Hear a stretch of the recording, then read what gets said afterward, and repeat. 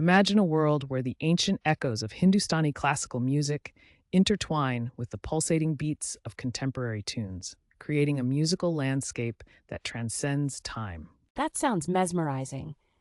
Is it true that this music has roots that go as far back as the 12th century? Absolutely. Hindustani classical music has a rich history that diverged from Carnatic music during that period. It's fascinating how it evolved, influenced by various cultures and traditions. And if you look closely, it's not just half a millennium of heritage. It's an ongoing journey, one that transcends boundaries and continues to inspire artists today. Speaking of history, the journey really kicked off around the 12th century when Hindustani classical music branched off from its southern counterpart. At the core of both musical systems is the concept of raga and tala, which creates a melodic framework. So it's all about melodies and rhythms. What about harmony? That's correct. Hindustani music is primarily melodic, and its evolution was shaped by key figures such as Amir Khusro, who blended Persian influences with Indian traditions. And during the age of the Mughal courts, musicians like Tansen were pivotal in refining these musical concepts, creating new ragas that still resonate today. What a legacy! But what exactly happened in the Mughal era that led to significant changes in the music? A great question. The Mughal Empire facilitated a cultural interchange that allowed for the fusion of various musical ideas, including those from the Sanskritic traditions. Exactly. Spiritual motifs mingled with musical mastery, giving rise to a sophisticated system seen in texts like the Natya Shastra and Datalam. And I've heard the name Narada being thrown around. What's his significance? Narada is considered one of the earliest theorists in Indian music, classifying styles and establishing foundational concepts that influenced both Hindustani and Carnatic music.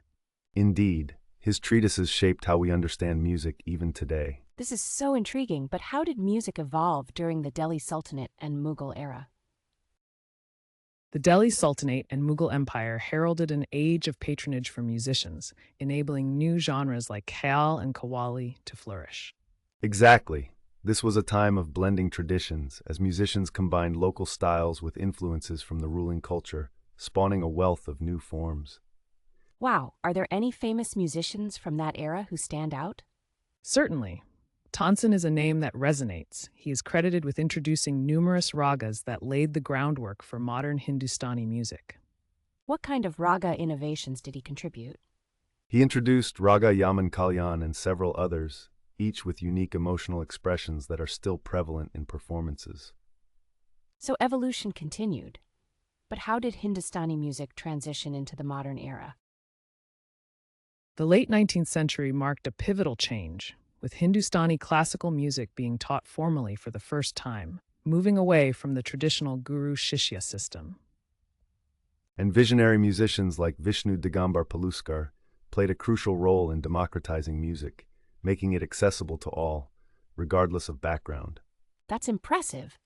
Did this lead to more popular artists emerging? Exactly. Figures like Gaharjan arose during this renaissance, attracting public attention and fostering a new appreciation for Hindustani music. Nowadays, its global reach has been expanded by artists like Ravi Shankar, whose influence is profoundly felt internationally. I can't believe how vast this musical journey is, but let's go back. Were any classical pieces influential enough to inspire modern hits? That's an interesting angle. One significant modern hit is the song Dilbar, sung by Alka Yagnik, and it has sparked discussions on its roots. Really? What are its connections to Hindustani classical music? Dilbar has an infectious rhythm and melody that echo classical forms, but its exact musical foundations are still explored by enthusiasts and experts alike. Some believe Dilbar is reminiscent of classical ragas, while others argue it draws on contemporary influences. It's a delightful blend that leaves room for interpretation. So it's a musical fusion. But let's dive deeper. Is Dilbar based on any old compositions? That's a fascinating question, and one that many viewers might have their own thoughts about. Anyone who knows more about this connection, please let us know your insights in the comments. The search continues, and as we unravel this mystery, we also find ourselves connected to the labyrinthine history of Indian music. Keep tuned in for what's next.